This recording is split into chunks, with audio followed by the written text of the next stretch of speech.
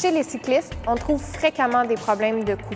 C'est important lorsqu'on parle du mal de cou d'observer la position de la tête, du cou et du tronc chez le cycliste. Une mauvaise position au niveau du tronc, ici,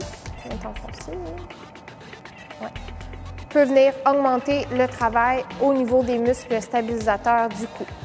Des douleurs dans la région du cou peuvent également venir d'une mauvaise position de la tête qui augmente encore une fois le travail au niveau des muscles stabilisateurs.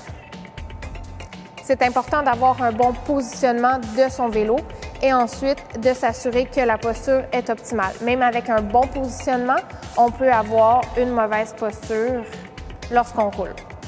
En vélo, on recommande de regarder quelques mètres en avant. Lorsqu'on est en peloton, on va regarder la roue arrière de la personne en avant de nous. Si on roule solo, on peut s'assurer de regarder légèrement en avant, mais pas trop, pour ne pas aller chercher trop d'extension au niveau du cou. On s'assure que le menton est bien rentré lorsqu'on travaille en vélo. Le positionnement sur les barres d'aéro est beaucoup plus difficile au niveau des muscles stabilisateurs que le positionnement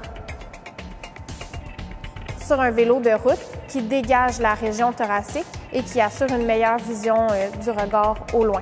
Donc, pour les athlètes qui débutent leur saison en triathlon, prudence avec les barres aéro, on y va progressivement. Donc, se donner des pauses, changer de position souvent pour ne pas venir irriter les petits muscles stabilisateurs au niveau du cou. Un des exercices pour améliorer sa stabilité du tronc en vélo est de pratiquer la planche,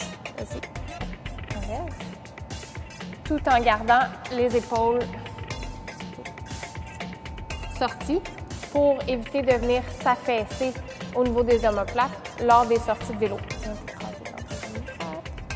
Comme ça, qui vient augmenter le travail au niveau du cou. Donc, on veut faire une planche avec une belle position des omoplates.